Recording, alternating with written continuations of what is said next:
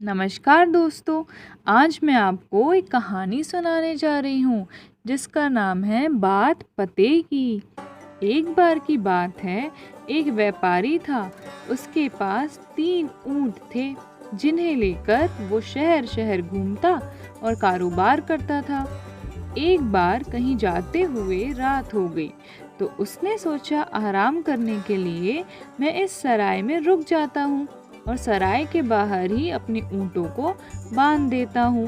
व्यापारी अपने ऊँटों को बांधने लगा। 2 ऊँटों को उसने बांध दिया, लेकिन जब तीसरे ऊँट को बांधने लगा तो उसकी रस्सी खत्म हो गई। तभी उधर से एक फकीर निकल रहे थे। उन्होंने व्यापारी को परेशान देखा तो उससे पूछा, क्या हुआ, परेशान दिख रहे हो? मुझे बताओ क्या परेशानी है, शायद मैं तुम्हारी कुछ मदद कर सकूं। व्यापारी ने कहा, हाँ बाबा, मैं पूरा दिन घूमते हुए थक गया हूँ।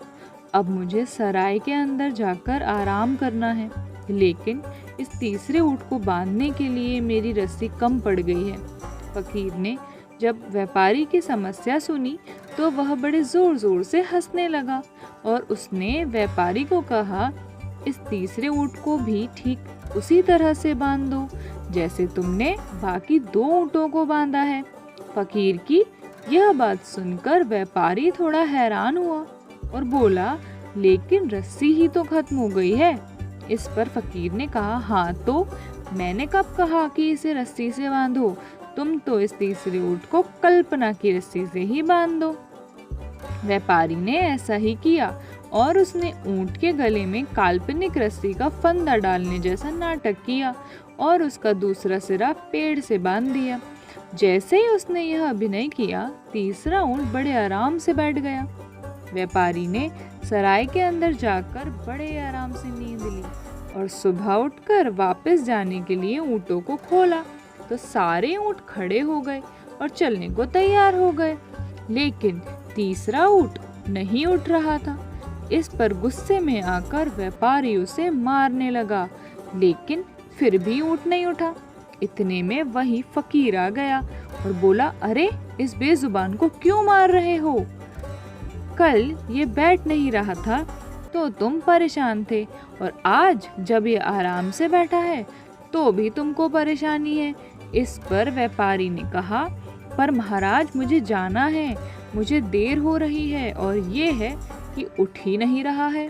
फकीर ने कहा, अरे भाई, कल इसे जैसे बांधा था अब आज वैसे ही इसे खोलोगे तभी उठेगा ना।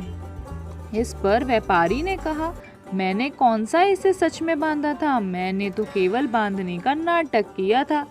अब फकीर ने कहा, कल जैसे तुमने इसे बांधने का नाटक करा, अब आज इसे खोलने का भी नाटक करो। व्यापारी ने ऐसा ही किया और ऊँट पल भर में उठ खड़ा हुआ। अब फकीर ने पते की बात बोली, जिस तरह ये ऊँट अदृश्य रस्सियों से बंधा था, उसी तरह लोग भी पुरानी रीति रिवाजों से बंधे रहते हैं। ऐसे कुछ नियम हैं जिनके होने की उन्हें वजह तक पता नहीं होती, लेकिन लोग फिर भी खुद भी उनसे बंधे रहते हैं और दूसरों को भी बांधना चाहते हैं और आगे बढ़ना नहीं चाहते, जबकि परिवर्तन प्रकृति का नियम है। और इसलिए हमें रूढ़ियों के विषय में ना सोचकर अपनी और अपनों की खुशियों के बारे में सोचना चाहिए। धन्यवाद। अगर आपको मेरी ये कहानी पसंद आई हो तो इसे लाइक करें, शेयर करें और मेरे चैनल को सब्सक्राइब करें।